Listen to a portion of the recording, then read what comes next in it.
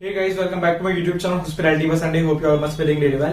And जैसा कि guys आप लोगों को पता है कि हमारा फर्स्ट राउंड सीट अलॉटमेंट हो चुका है, स्टूडेंट्स को सीट अलॉट हो चुके हैं। तो इस टाइम पर स्टूडेंट्स के अंदर बहुत सारी क्वेरीज है, मेरे इंस्टाग्राम पर भी बहुत सारे मैसेजेस आए। तो बेसिकली मैं पिछले कुछ टाइम गाइस बहुत ज्यादा बिजी चल रहा था, इसलिए मेरे पास टाइम नहीं था वीडियो शूट करने का। बट अभी मैंने सोचा कि सारे क्वेश्चंस को लेके क्यों नहीं Q&A सेशन बना देना चाहिए। मैंने क्वेश्चंस पिकअप करे, कुछ यूट्यूब के कमेंट सेक्शन से पिकअप करे, कुछ इंस्टाग्राम के मैसेजेस से, कुछ मुझे ईमेल्स है, वहां से सबसे मैंने क्वेश्चंस जो पिकअप करे और जो मुझे मेजर और कॉमन क्वेश्चंस लगे, मैंने सोचा क्यों ना उसके ऊपर एक Q&A सेशन बना देना चाहिए।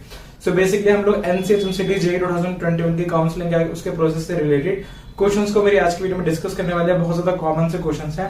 आइए स्टार्ट करते हैं आज की इस वीडियो को बिना देरी करे। स्ट्रेट फॉरवर्ड चलने वाले हैं हम लोग बिल्कुल, और क्वेश्चन मैं पढ़ूंगा और उसका आंसर आपको बताते जाऊंगा।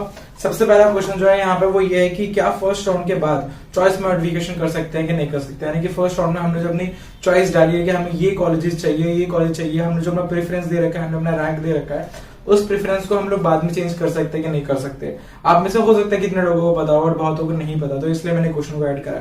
तो आंसर है कि यस, आप चॉइस मॉडिफिकेशन कर सकते हैं। अगर आप लोग NCHMCT का काउंसलिंग का स्केड्यूल देखेंगे तो उसमें चॉइस मॉडिफिकेशन वहां पर दे रखा है। सेकंड क्वेश्चन जो हमारा पूछा वो पूछा कि क्या फर्स्ट राउंड की सीट को सेव करके सेकंड राउंड में जा सकते हैं कि नहीं कर सकते। ये क्वेश्चन तो सबसे ज्यादा क्वेश्चन बच्चों ने पूछा है कि हमें फर्स्ट राउंड में एक सीट मिल चुकी है, अब हमें सेकंड राउंड में भी जाना है। मतलब कि फर्स्ट राउंड में, फॉर एग्जांपल मुझे फर्स्ट राउंड में IHM मुंबई मिल गया, बट मुझे चाहिए था IHM पूसा। अब मैं क्या सोच रहा हूँ कि मैं सेकंड राउंड में भी चला जाता हूँ और देख लेता हूँ कि क्या पता मुझे IHM पूसा मिल जाए, जो मेरा मुंबई से ऊपर वाला मैंने प्रेफरेंस पे कॉलेज रखा था। तो अभी ये कंफ्यूजन है कि अगर मैं सेकंड राउंड में जाता हूँ और मुझे IHM पूसा नहीं मिलता है तो क्या मेरा IHM मुंबई भी चला जाएगा। बता दूंगा इसके दो कंडीशन है, जा भी सकता है, नहीं भी जा सकता। नहीं जाएगा, पहले उस केस को देखते कि किस केस में वो नहीं जाएगा। बेसिकली गाइस, अगर आपको फर्स्ट राउंड में जैसे कि IHM मुंबई मिल गया और आपको सेकंड में भी जाना है, तो आपको क्या करना पड़ेगा, आपको पहले अपने डॉक्यूमेंट्स वेरीफाई कराने पड़ेंगे और आपको अपनी फीस पे करनी पड़ेगी, जो कि 40,000 फीस है। मतलब इसका एक पार्शियल पार्ट है। तो अगर आप 40,000 फीस को पे करते हो, जो आपकी काउंसलिंग की फीस और सेमेस्टर फीस को मिला के 40,000 है, और अपने डॉक्यूमेंट्स को भी वेरीफाई करा लेते हो और उसके बाद आप लोग सेकंड राउंड में जाते हो, तो उससे क्या होगा कि सेकंड राउंड में फॉर एग्जांपल अगर आपको IHM पूसा मिलता है, ध्यान से सुनना गाइस, मैं बहुत इंपॉर्टेंट बात बता रहा हूँ। तो अगर आपको सेकंड राउंड में IHM पूसा मिलता है और आप अपनी फीस भी पे कर चुके हो, डॉक्यूमेंट भी वेरीफाई करा चुके हो फर्स्ट राउंड में, तो वो जो होगा आपका डॉक्यूमेंट वेरिफिकेशन और जो फीस होगा वो सेकंड राउंड में कंसिडर कर लिया जाएगा और IHM मुंबई जो सीट होगी उसे हटा दिया जाएगा और आपको IHM पूसा मिल जाएगा। बट इन केस अगर आपको IHM पूसा नहीं मिलता सेकंड राउंड में भी, तो आपको जो IHM मुंबई की सीट है वो आपकी सेव रहेगी। ये फायदा आपका होगा डॉक्यूमेंट वेरीफाई कराने का और फीस पे करने का, अगर आपको फर्स्ट राउंड में कुछ अलॉट होता है। तो आई होप कि आपको ये चीज क्लियर हो गई हो। इस यहाँ पर मैं आपको एक चीज बहुत इंपॉर्टेंट बोलना चाहूंगा कि जो भी स्टूडेंट सेकंड राउंड में जा रहे हैं वो चॉइस फिलिंग बहुत ध्यान से करना। इस कॉलेज वही चूज करना जो आपकी रैंक के अकॉर्डिंग आपके अंडर में आ रहा हो और आपके आसपास आपको मिल जाए। बस आंख बंद करके कोई भी कॉलेज टॉप का चूज मत कर देना। कल मुझसे एक स्टूडेंट ने पूछा कि उसकी 9,000 रैंक है और उसकी जनरल कैटेगरी है, क्या उसे IHM पूसे मिलेगा कि नहीं मिलेगा। तो आई डोंट थिंक ये क्वेश्चन पूछने के लिए भी कुछ वैलिड क्वेश्चन है कि नहीं। जिनकी 900 रैंक है उन्हें भी नहीं मिलेगा जनरल कैटेगरी वाले को IHM पूसा। तो 9,000 रैंक तो आई डोंट नो कि किस तरीके से उसने सोचा, बट आप लोगों को ये सब चीजें देखनी पड़ेगी। बस ऐसी कॉलेज मत भर देना, एटलीस्ट कोई कॉलेज तो आप लोगों को मिल जाएगी ये चीज करके चलो।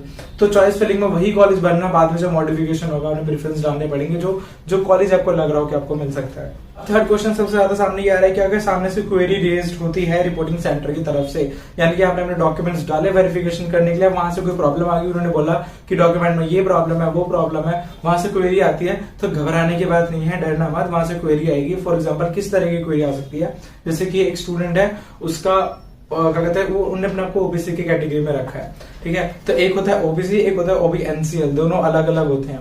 यहाँ पर आपको OBC NCL के बेस पे एडमिशन मिलेगा, OBC पे एडमिशन नहीं मिलेगा। अगर आपने OBC के थ्रू करना चाह रहे हो और आपका NCL नहीं है तो आपको एडमिशन नहीं मिलेगा, वो कैंसिल भी हो सकता है। या फिर कितनी बार क्या होता है कि स्टूडेंट्स जो होते हैं, अगर मैं आपको OBC NCL के सर्टिफिकेट की बात बताऊं, इस पॉइंट को भी मैं आगे भी कवर करूंगा कि जो हमारा OBC का जैसे NCL का सर्टिफिकेट होता है, ये 1 साल तक हमारा चलता है। 1 साल के बाद इसे रिन्यू कराना पड़ता है, फिर से नया बनवाना पड़ता है, तब चलेगा। अब अगर किसी ने 2014, 15, 16 में बनवाया होगा तो उसका अभी वैलिड नहीं होगा, उसे उसके साथ अपना अंडरटेकिंग भी देना पड़ेगा। ऐसे में अगर वो सिर्फ अपना पुराना डाल देगा सर्टिफिकेट, सामने से क्वेरी रेज होगी, वो बोलेंगे या तो अंडरटेकिंग दो बाद में जमा कराना या फिर अभी नया वाला जमा कराओ। इस तरीके की कंडीशंस अभी आ सकती हैं। अंडरटेकिंग के बारे में भी मैं नेक्स्ट पॉइंट में कवर करने वाला हूँ। बेसिकली गाइस यही होगा कि अगर रिपोर्टिंग सेंटर से आपकी क्वेरी रेज होती है तो आपको उसका रिप्लाई करना पड़ेगा, आपको उसके हिसाब से देखना पड़ेगा। वहां पर NCHMCT की काउंसलिंग की वेबसाइट पे जाओगे, सीट अलॉटमेंट रिजल्ट में जाओगे, उसके अंदर आके आपको दिख जाएगा वहां पे, डॉक्यूमेंट वेरिफिकेशन का स्टेटस में आपको पता चल जाएगा। प्लस एक चीज मैं बोलूंगा कि बेटर है कि जितना जल्दी हो सके डॉक्यूमेंट वेरीफाई के लिए डाल दो, क्योंकि अगर आप एकदम आखिरी दिन जो है आपका, उस दिन अगर आप अपना डॉक्यूमेंट वेरीफाई के लिए डालोगे, फिर वो आपका अगर वहां से क्वेरी दे दे तो फिर कब आपको टाइम मिलेगा अपना क्वेरी रिजॉल्व करने का, मतलब अगर कोई प्रॉब्लम आती है तो। क्वेश्चन है कि अगर फर्स्ट राउंड या सेकंड राउंड में एक बार फीस जमा करा दी, हाँ ये क्वेश्चन भी आई डोंट नो स्टूडेंट क्यों पूछ रहे थे, बट बहुत लोगों ने पूछा कि अगर हमने एक बार फीस जमा करा दी, फॉर एग्जांपल फर्स्ट राउंड में फीस जमा करा दी है, तो क्या सेकंड राउंड में भी फीस देनी पड़ेगी? ऐसा कुछ नहीं है गाइस। अगर आपने एक बार फीस दे दी है काउंसलिंग के टाइम पे वो 40,000 वाली फर्स्ट में, सेकंड में, थर्ड में, तो फिर देनी पड़ेगी, तो वो आपको एक ही बार देनी है, आपको बार बार कोई फीस दोबारा नहीं देनी। यहाँ पर एक क्वेश्चन है कि हाउ डज अंडरटेकिंग वर्क, तो अब मैं आपको अंडरटेकिंग का फंडा समझा देता हूँ। अंडरटेकिंग किस तरीके से काम करता है। फॉर एग्जांपल मैं एक स्टूडेंट हूँ और मैं ओबीसी एनसीएल की कैटेगरी में आता हूँ।